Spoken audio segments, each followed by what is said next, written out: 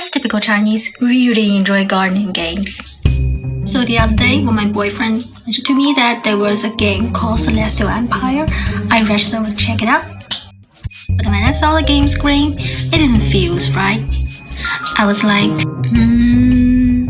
it's so similar to Anno 1800 that it's simply just Anno 1800 with Chinese elements. We can see that there are traditional Chinese buildings and plants in the game, but this is not as romantic or authentic as ancient Chinese architecture or life should be. So, what is the romance of ancient China? The first thing comes to my head is a beautiful painting.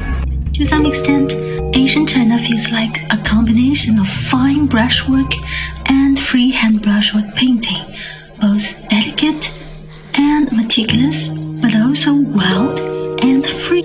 If that's a little bit abstract, here are two old Chinese poems that describes the scenes of country life and city life. And let's see. The first poem is Visiting the Old Friend's Villa by the town poet called Meng Haoran. 故人具鸡黍，邀我至田家。绿树村边合，青山郭外斜。开轩面场圃，把酒话桑麻。待到重阳日，还来就菊花。 The poet described the scene typical of Asian Chinese countryside. Verdant green woods surround the village and pale green mountains lie across the city beyond.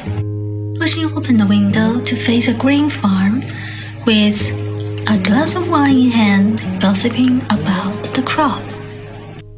And the second poem is called Looking at the City from the Guanyin Terrace by Bai Ji, a famous poet of the Tang Dynasty. 百千家寺为棋局，12街如种菜畦。遥任微微入朝火，一条新秀午门西。Bai described the splendor of Chang'an City at that time. The hundreds and thousands of houses in Chang'an were spread out like a goal board, and 12 streets separate the city like neat vegetable fields. From afar, one can see the torches struck by officials on their way to the court, like a string of stars near the Daming Palace gate. So, we can see that ancient Chinese rural agriculture was a typical small-scale peasant economy, with the merchants, well, usually nobles, driving the urbanization process. And it isn't the same as the village in the city urbanization process in the medieval Europe. But the scenes in the Celestial Empire seems to be a direct adaptation of the urban and rural development process of the Western civilization. I mean, dude, that's totally different. Next, let's take a closer look at the details. These houses look strange too. In the game, the civilians live in the hip roof houses. It consists of one main ridge and 4 dropped ridges, making it a 5-ridged house. However, the hip roof house is the highest ranking of all roof styles in China. In the Ming and the Qing dynasties, it was only used by the royal family and the Confucian halls. It was also found in Buddhist temples during the Tang Dynasty and in Japan. A very typical example is the Taihe Hall of the Forbidden City. So, what should a civil building look like in ancient China? There are mainly 2 types. One is overhanging gable roof, and the other one is gable roof. Only one word's difference. In ancient times, the overhanging gable roof building was inferior to the hip roof building. It was only used for civil buildings. It is one of the most common forms in East Asian architecture in general. The overhanging gable roof has 1 main ridge and 4 hanging ridges.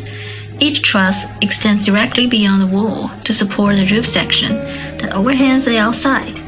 so that the two hills are in a state of suspension. So it got the name. In the case of gable houses, the walls are flush with the roof or slightly above it. The roof is divided into two slopes, front and back, with the left and the right walls either flush with the roof or higher than the roof. The high wall is called a fire ceiling wall. So we can see that the overhanging gable roof is good for preventing rain, and the gable roof is good for preventing the wind and fire. So the southern dwelling use more overhanging gable roof houses, while the northern ones mainly use the gable roof houses. So game companies, please use your head. No more misconceptions about China, please. I mean, is it enough to have all that already?